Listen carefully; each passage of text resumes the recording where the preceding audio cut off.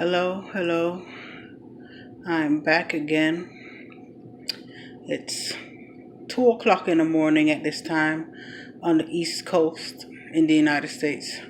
And I just want to come on real quick. I try to make my videos really short because I tend to get a lot of issues uploading them. And plus, I don't have that much to say any period of time. I just want to get to the point. Um, I usually at late at night try to learn how to be a better person. Spend time with God. Try to learn about myself and everything. And tonight I was looking at a video by the late Dr. Myles Monroe, and he said something, and it stood out to me because I've been saying something like this, and every time I think about giving up on this passion that I have, every time I spend time with God, every time I learn more and more, it's rekindled in me. It just doesn't go away.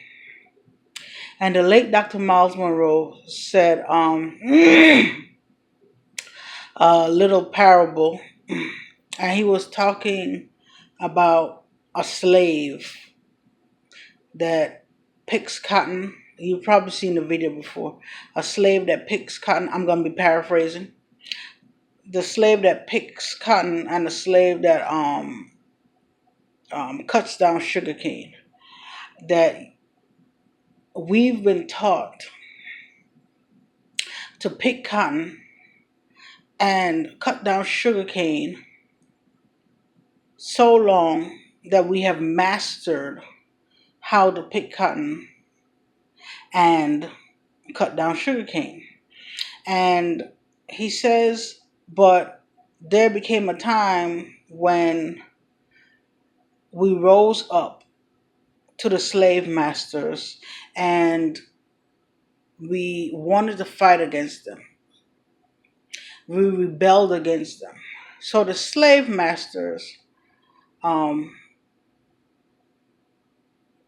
allowed us, gave us the cotton fields, and gave us the sugarcane fields. And the slave master left. And the problem is, we were wearing the slave master's clothes and drinking the slave master's tea with sugar. And then when we come to realize that, wait, we do not know how to make the cane that we cut and the cotton that we pick into the end product. So the slave master came back to check on us. Again, I'm paraphrasing. I'm trying to pull it from memory. But you're gonna get to understand what the story is. Came back to check on us, and when we came back to check on us, he knew that he only trained us to cut the sugarcane and to pick the cotton. So we told the slave master when he came to check on us, listen, we could cut the sugarcane and we could pick the cotton, but we don't know how to make the sugarcane into sugar, and we don't know how to make the cotton into clothes. So the slave master said, okay, because now we're free. Now we're free. So the slave master said, this is what I'm going to do. I I'm going to buy your cotton and I am going to buy your sugarcane at my price because you don't know how to make end products. So, of course, we're going to sell the raw products, which is the actual sugarcane and the actual picked cotton, for a low price. So, after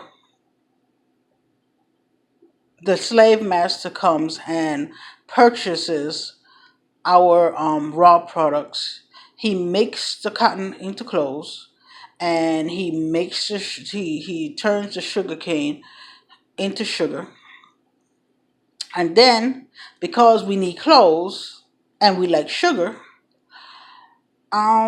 he comes back and then he sells us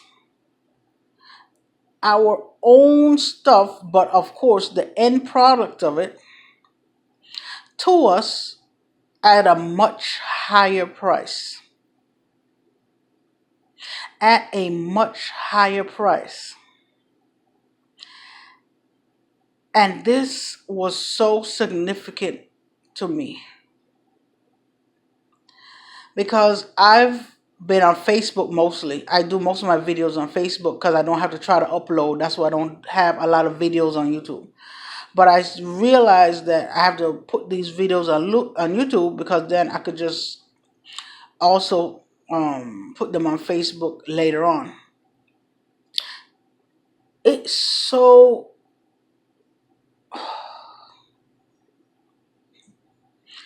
it is so amazing to me because it's what I've been teaching my daughter and teaching my family and talking to my pastor about. And it frustrates me, it angers me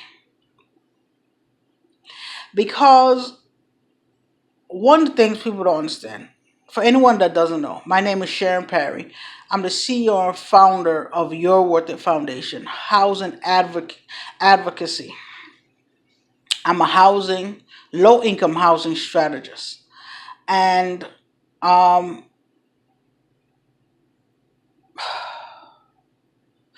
I've been saying it over and over and over again. Listen, there's a lot of programs out there, and one of them is Section 8. Before I say that, a recent thing happened where with President Donald Trump, because President-elect Joe Biden haven't taken over yet. So I'm still calling him President Donald J. Trump. President Trump, everyone is talking about how, I don't know how much is true because I personally have not seen this man taxes and I don't know if he does it legally. I don't know. All I know is I've been hearing about how President Trump only paid 700 and some odd dollars in taxes. And people talking about he a millionaire and he only paid this and that, da, da, da, da. And I'm looking like, and your point is what exactly? Don't be mad at a person because they know something that you don't know. Don't be mad at a person because they know something that you don't know. Do you know what your job is? To find out what he knows so you can implement it too. Find out what he knows so you can implement it too. And the things that people get mad about, it's just, how about getting mad at the fact that the system is set up for people to fail? How about getting mad at that? How about getting mad at the injustice that goes on across the world? I can't even say only in America anymore. Across the world. How about that?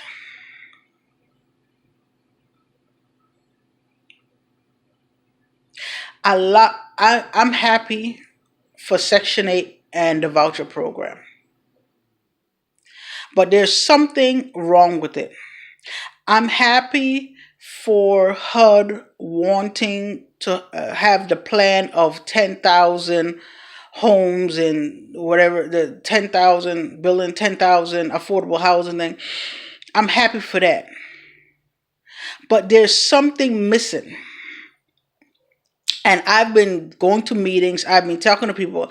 There's something missing, and people see it as me saying that you have a horrible plan. That's not what I'm saying. I'm saying that you are going to leave a lot of people out. You're going to leave a lot of people worse off than before if you do not implement a strategic thing that is necessary. With Section 8, you know what? I'm going to leave it for the next video. I'm going to leave it for the next video. Because what Dr. Myles Monroe said, it is absolutely true. I said, wow. The poorer you are, the poor have a more higher tendency of having poor credit or bad credit. And the poorer you are, the higher the interest rate, the higher the payments, the longer you stay in debt. Listen, people. Oh, Jesus.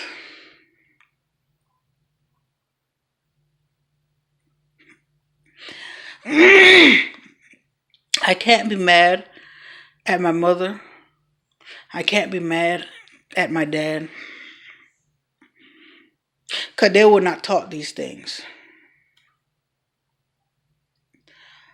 But as God is my witness, I will stay up every single night if I have to learn what I have to learn, to teach my one and only child that's alive on this earth how to break free from this foolishness. Sometimes when I think about Martin Luther King Jr., civil rights movement, and I think where we have gotten lost. We as a people have gotten lost.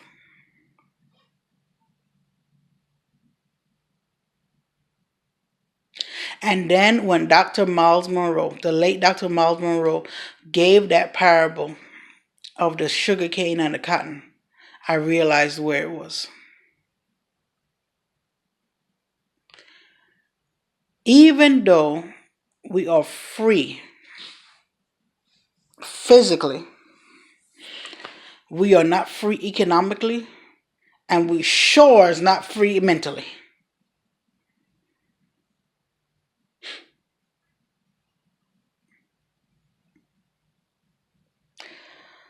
Oh my goodness, God have made me for a time as such as this.